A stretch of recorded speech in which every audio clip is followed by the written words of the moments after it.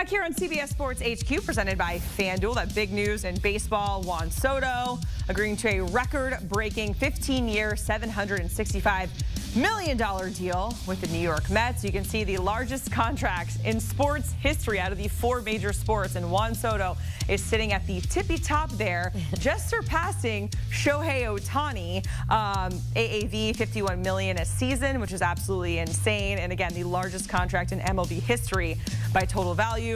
Largest contract in sports history, as you see it there, shelled on out. We have a former World Series champ and MLB analyst, Will Middlebrooks, joining us here to talk about it. And Will, we just saw the largest contracts in sports history. And as soon as I saw this news drop, of course, my mind immediately goes to Shohei Ohtani. I was shocked that Juan Soto is getting more than Shohei Ohtani. Were you expecting that from the Mets and Juan Soto? Because we heard the Mets are willing to do anything. They're going to throw a ton of money at him. I didn't know that it was going to be this much money. So when we started talking Juan Soto, mid-season this year, we're talking, okay, this could see $600 million, right? And we're thinking, that's insane, which it is. But when you have the Boston Red Sox and you have the New York Yankees, the Dodgers in there, the Toronto Blue Jays who have money to spend, and then obviously the Mets where money grows on trees, when you have these guys bidding against each other, you knew it was going to drive its way up, right? So you're saying, is this an overpay? I think maybe every team that did not sign Juan Soto puts their head on the pillow at night and goes, yeah, that was an overpay, just to get themselves through it. But the New York Yankees were at 16 years, $760 million. The Boston Red Sox supposedly weren't far behind. So was it an overpay for the player himself? Yeah, probably. Yeah, absolutely. But I think owners look at players like this, like artwork, right? You see a piece of art you really love. You're going to pay whatever you want to get it in your entryway to your mansion for everyone to see, right? So whatever it takes to get that player in your uniform is what he's worth. So I think Steve Cohen goes, you know what? This is exactly what he's worth. Otherwise, I would not have him right now.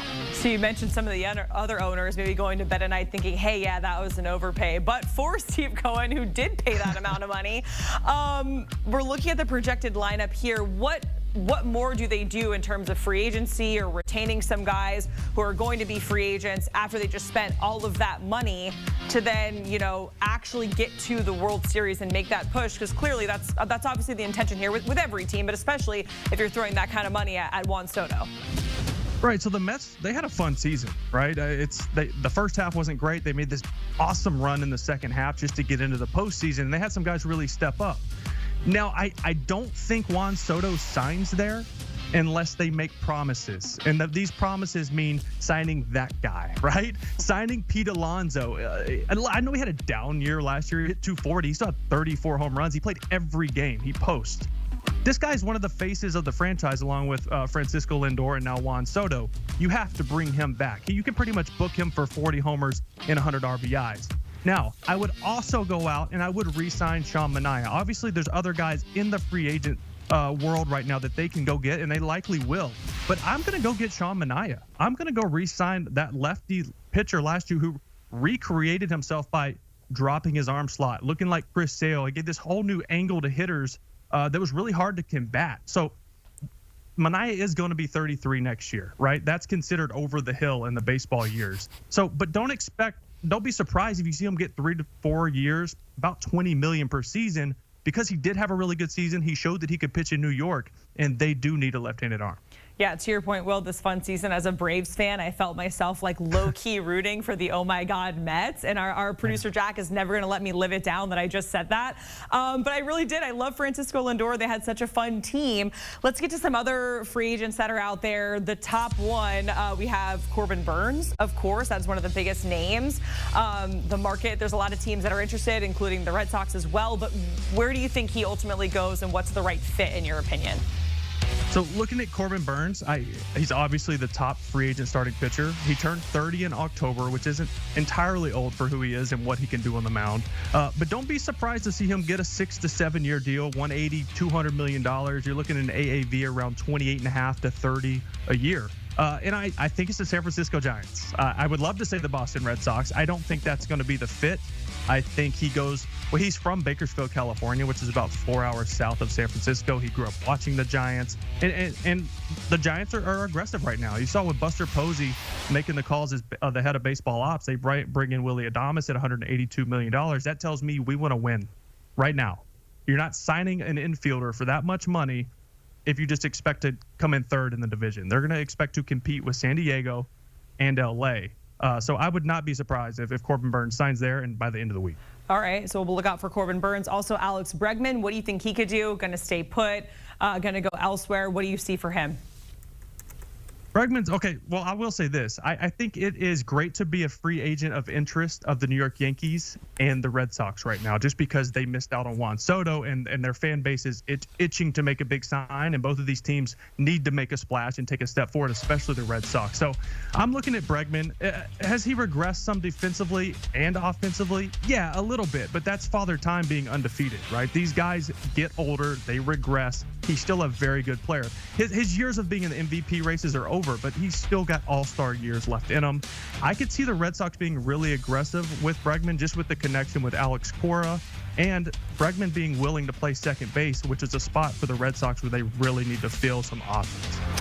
All right, well, this next one I really didn't want to talk about. Max Fried kind of breaks my heart. I don't want to think about him going elsewhere, but is there a chance that he could stay in Atlanta? Do they keep him? Does he go elsewhere? What do you see for Max Fried? There's always a good chance of him staying in Atlanta. They sign good players, they keep good players, but they normally sign these players younger, right? And they sign them to what seems like team-friendly deals. Once they get to this point in their career, they don't really sign them. I am going to go Red Sox homer right here, and I'm saying Max Fried goes to the Boston Red Sox. They are in a big-time need for starting pitching. I don't think they go after the Corbin Burnes, as we just talked about. I don't think they go after Roki Sasaki. I think Max Fried is a perfect fit for Fenway. He's a high ground ball rate guy, which in Fenway, you don't want the ball in the air because the monster is not that far from home plate. So he's going to be really effective at Fenway, and I think they get this one done really soon because, like I said, they just missed out on Juan Soto, and they need to make a big splash. All right, so it feels like the Red Sox are coming up for everybody besides Roki Sasaki. You mentioned that. So he got posted today. And, well, this is something that we've been talking about for a long time. And it's no secret that he looks up to Shohei Ohtani. He idolizes him. Of course, how could he not? And he, probably wants to be a Dodger. Is that a lock, or do you have a feeling that he could go somewhere else? It seems kind of unfair if he goes to the Dodgers. Well, it's not a lock because it's not about money for him. He chose to be posted by his team before he reached age 25. He's 23 years old. So that means teams can only use their international pool money to sign him. So you're not going to see a massive deal. You're going to see pool money between $5 million and about $7.5 million to sign Roki Sasaki. So the Cubs, who have Shota Imanaga and Seiya Suzuki from Japan, who he's close with, they have him. These guys want to go play with a team that has a Japanese player. It's a comfort level thing. It's an easier transition to the major leagues from Japan. The Padres, obviously, Yu Darvish, who he's very close with, who he has idolized throughout his career as a baseball player. And then, yeah, Shohei's there. We know who Shohei is and what he can bring and what the Dodgers can do. But this won't be a money race. Like I said, it's going to be $5 to $7 million. The Dodgers actually have the least amount of international pool money, just over $5 million. Chicago and San Diego are about 6.5. So not going to be a massive deal. This is going to be where he's comfortable and where he wants to go win. Not about money. That's kind of refreshing to hear about in this day and age when we see all these crazy right? contracts. Well, don't worry. They'll get there with him. He's just too young right now. Not yet, though. Well, we certainly appreciate it talking about, of course, the big Juan Soto news and all the free agency madness that we might see to come throughout the week. Getting a look at the odds to win the World Series. The Dodgers, they're on top at plus 370. The Braves at plus 750. Somehow still above the Mets, who are at 8-1, even after signing Juan Soto to that massive deal.